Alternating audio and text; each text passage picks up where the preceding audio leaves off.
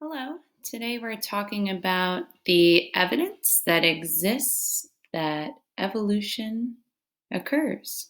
So we are going to start by talking about biogeographical distribution. And that sounds kind of complex, but basically it means that if we look at all the living things around the world, we have a lot of different types of living things.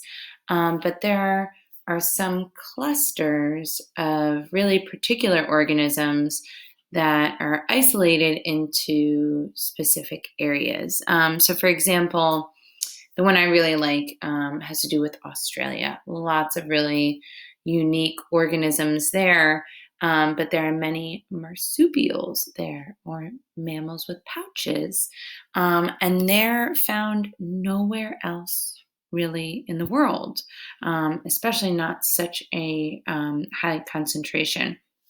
And that is because that continent is an island, and those organisms evolved in somewhat isolation. So, again, sounds kind of complex, but we've got to remember that evolution takes place over really long periods of time. Another piece of evidence is outlined here in similarity in structures. So here we have homologous structures. So this, again, fancy word, homologous structures. It basically means that these organisms, a whale, a frog, horse, lion, human, bat, and bird, um, share a common ancestor. And we can see that because the whale fin, the frog appendage, horse leg, lion leg, human arm, bat wing, and bird wing. If you look at the the skeletal structures here, the bones, they're kind of similar. Like we can see a lot of similarities. Some of you may have not even known that inside of a whale's fin, it's almost like a hand. Um, there are so many similarities there in the bones, and those that fact that there are these similarities, um, those are called homologous structures. Other similarities in structures exist, um, and we call these structures vestigial structures or organs. And I'm going to give you an example of one of those. So, you may have heard of a human appendix, and that we don't really need it. We can live without it. But in the past, we did need it. However, humans evolved or changed to no longer need that organ, but it's still around. Another example of that is a bird that has wings but doesn't fly. So an ostrich has wings but it doesn't fly.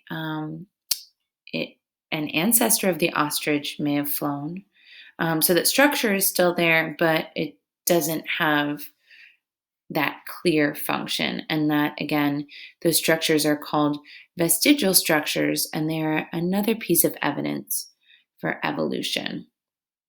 So again, two pieces of evidence for evolution that involve similarity in structure are vestigial organs or vestigial structures and homologous structures. And next here we have these this new area of biology, molecular, newer in terms of what we're able to see and do and study. New molecular biology actually lets us look at DNA and look at the genetic code and see similar strands of DNA, which is really cool. And modern um, study of embryological development allows us to see that very early on, these organisms look really similar. This is a fish in early development, salamander, turtle, chicken, rabbit, and a human. And I mean, something that really jumps out to me is this curvature and almost like tail in all of these organisms, even though all of these organisms do not have tails. Clearly, humans do not have tails. But during early development, there is a kind of tail like structure, which is really, really cool. So, those are the pieces of evidence for evolution that I'm going to share with you. And I hope that is helpful. Thank you.